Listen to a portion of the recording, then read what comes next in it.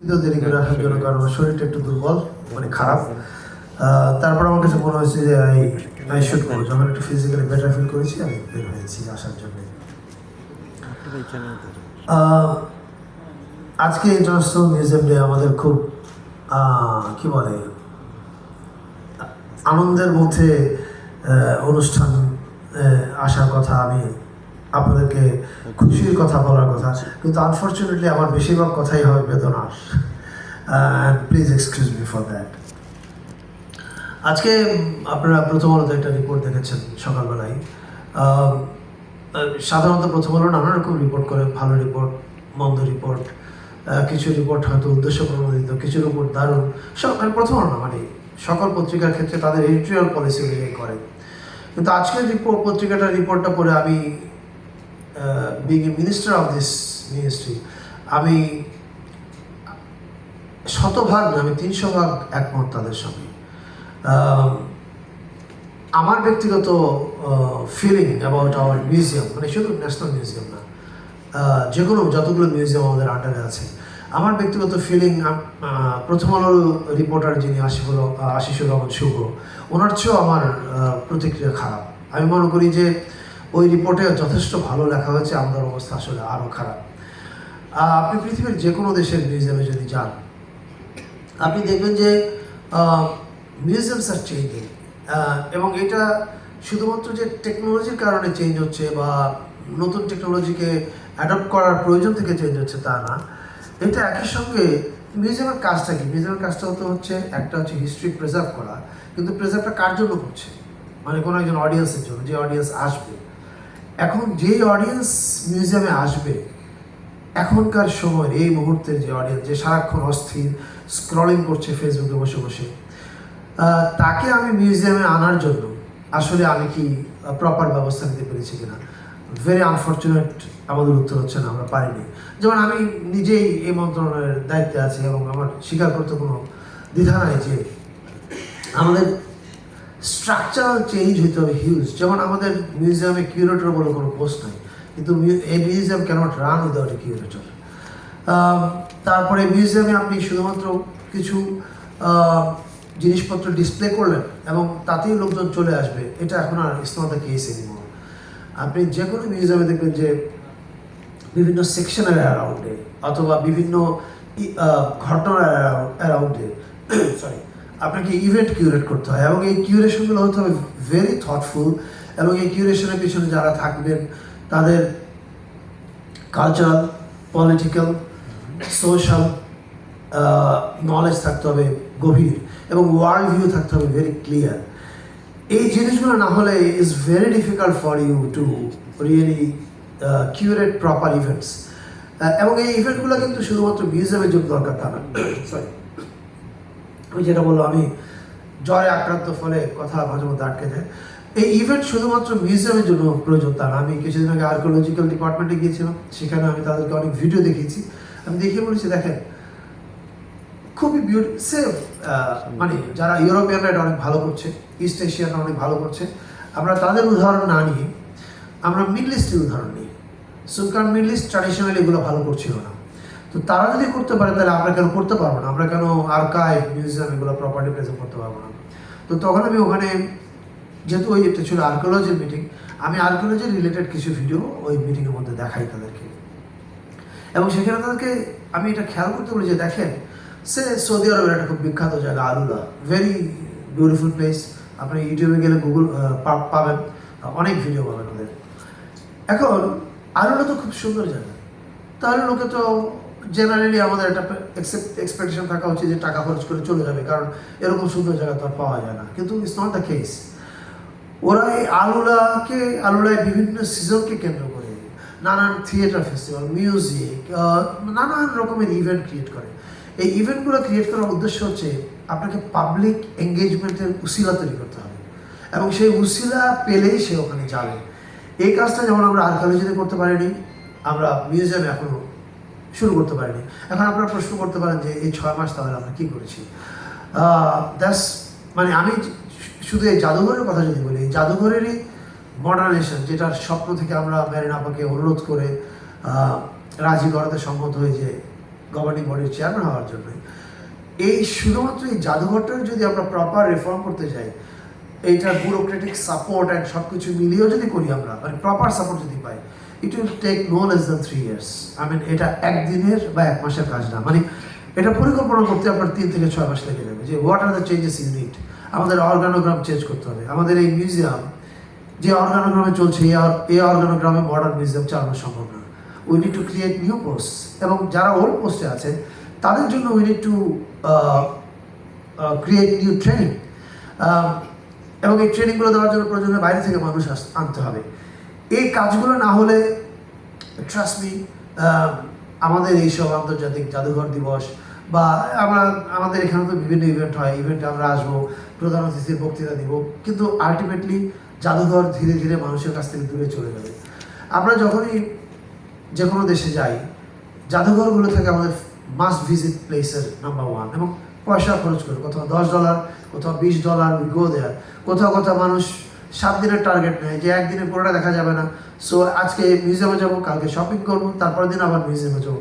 So that's how people enjoy museum. আমরা সেটা করতে পারিনি। আমাদের audio visual sector is very poor in this museum. ফলে আমাদের কমপ্লিট অর্গানোগ্রামের রিস্ট্রাকচারিং লাগবে, টোটাল রিফর্ম লাগবে, অ্যান্ড উই নিড ফান্ডস। সেটা আছে, কিন্তু এখন আপনি আমি being very practical. Don't think যে আমি সাউন্ডিং খুবই হতাশ। নো, আই এম নট হতাশ। হতাশ হলে তো আমি দায়িত্ব ছেড়ে দিয়ে চলে যেতাম। আই স্টিল হোপ যে ওকে, এই এক্সিস্টিং সিস্টেমের মধ্যে আমার যতটুকু করা সম্ভব, let us try and do that. এবং as I was mentioning about Marina apa, she is one of the top architect in the world. এবং ট্র্যাজেডি হচ্ছে, তাকে আমরা 3 মাস হলো না, মেরিনা আপা, 4 মাস হলো, 4 মাস আপনি জয়েন করেছেন। 3 মাস, I think 3 months, 3 months। So 3 মাস হলো আমরা আসলে সে অর্থে কোনো প্রোগ্রেস করতে পারিনি। এবং এটা মেনে না করার সমস্যা না, এটা আমার ব্যক্তিগত সমস্যা না, এটা আমরা সিস্টেমের পাকে পড়েছি। এটার বিস্তারিত ব্যাখ্যা আমরা যাচ্ছি না, কিন্তু আমরা এটাকে ফাইট ব্যাক করার চেষ্টা করছি। Hopefully in 1 month will see some changes, as in আমরা কিছু নিয়োগ দেখতে পাবো, যে নিয়োগগুলো দিয়ে আমরা বুঝতে পারবো যে হ্যাঁ, অ্যাটলিস্ট আমরা এই নিয়োগের পরে আমাদের যে গভর্নিং বডি আছে ওনাদেরকে মিটিংয়ে বসার একটা সুযোগ দিতে পারবো, যেখানে ওনারা ভিশন দিতে পারবেন, এবং যে ভিশন অনুযায়ী এক্সিকিউশনের আগে কনসেপ্ট নোট তৈরি করতে শুরু করবে, অর্গানোগ্রাম রিস্ট্রাকচারিং কীভাবে হবে সেগুলোর আলোচনা শুরু হবে। এই কাজগুলো আমরা শুরু করতে পারবো, এবং আশা করি আমাদের মেয়াদকালের মধ্যে আমরা এই পরিবর্তনের সূচনাটা করতে পারবো। কিন্তু এই পরিবর্তনের ফলাফল দেখার জন্য 3 বছর অপেক্ষা করতে হবে। আমরা তো আর 3 বছর থাকবো না, পরে যারাই আসবেন, I certainly believe they will continue this. যে কাজটা মেরিনা করা শুরু করবেন, এটা ওনারা কন্টিনিউ করবেন, এটা আমি বিশ্বাস করতে চাই, কারণ এটা আমাদের সবার লাভ। এবং আমাদের মিউজিয়াম যদি এরকম না হয়, যে আমাদের বাইরে থেকে যখন বন্ধুরা আসে, যেমন আমার বিদেশি বন্ধুরাই যখন আসে, ওরা প্রথমে এসে বলে মিউজিয়ামে যেতে চায়, এবং আমি তখন নানান উসিলা খুঁজি কী করে মিউজিয়ামে না নিয়ে ওকে সুন্দরবনে পাঠিয়ে দেওয়া যায়, অথবা কক্সবাজারেও পাঠিয়ে দেওয়া যায়। I am being honest, and this is what we have been doing. এটা যেন আমাদেরকে আর না করতে হয়, সেটার জন্য আমাদের এই কাজগুলো করতে হবে। যেমন আমি আরেকটা উদাহরণ দিই, আমাদের এই মিউজিয়ামের স্টোরে জয়নালাবুদ্দিন, কামরুল, তারপরে সুলতান, এদের প্রচুর পেন্টিং আছে। আমরা এগুলোর অ্যারাউন্ড ইভেন্ট তৈরি করতে পারি, নট অনলি ইন বাংলাদেশ।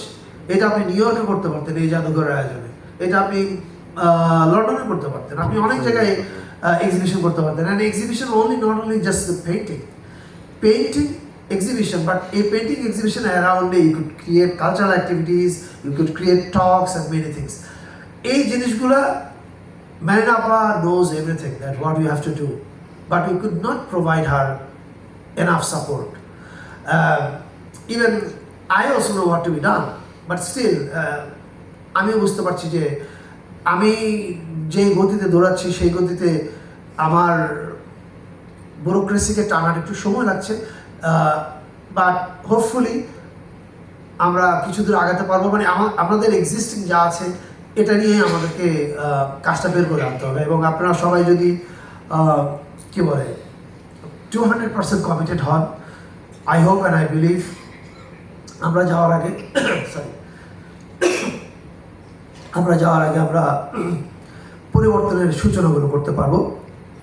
আমি শেষ করব আরও কয়েকটা কথা বলি। যেমন আমরা, এটা আমাদের ন্যাশনাল মিউজিয়াম, সো এক একটা মিউজিয়ামের একটা চরিত্র থাকে। লাইক আপনি যখন বেইজিং কিছুদিন আগে আমাদের তানজি মহাব একটা কাজে গেছিলো চায়নায়, মিউজিয়াম ভিজিট করতে অনেকগুলো।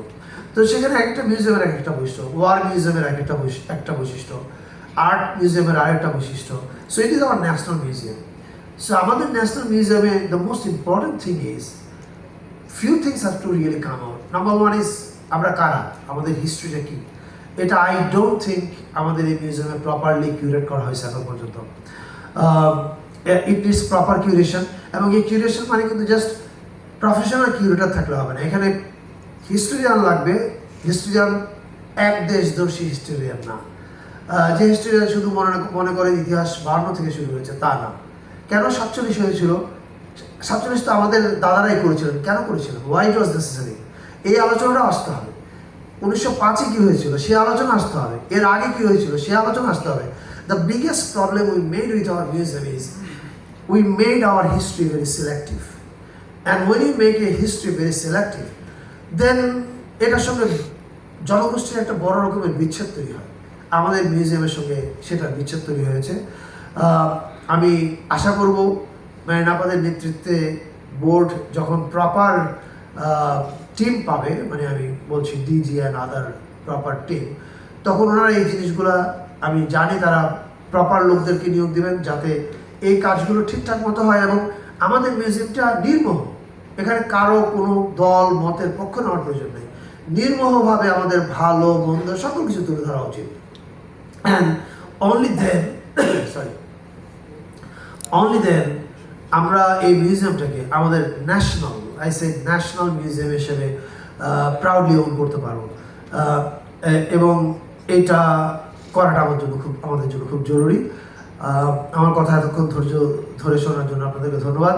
আর আমি যদি খুব হতাশ করে থাকি আপনাদেরকে, হতাশার কথা বলে আমি দুঃখিত, কিন্তু আমাদেরকে হতাশার কথাগুলো জানা উচিত। মানে আমার শরীরে যদি একটা রোগ থাকে, এটা আমাকে জানতে হবে যে if I have cancer I have to know that I have a cancer. আমি যদি ক্যান্সার আছে কিন্তু আমি যদি না জানি অথবা না জানার ভান করি যে আমার ক্যান্সার আছে, তাহলে কোনোদিন আমি আমার ট্রিটমেন্টে প্রপার ট্রিটমেন্ট করতে পারবো না। So one thing is good that we know আমাদের ক্যান্সারটা কোথায়, উই হ্যাভ আইডেন্টিফাইড ইট। আমরা proper doctor, at least chief doctor নিয়োগ দেওয়া হয়েছে, বাকি ডক্টরদের নিয়োগ হয়ে গেলে আমার ধারণা আমরা এটা ট্রিটমেন্টের দিকে আগাতে পারবো। সবাই ভালো থাকবেন। Thank you.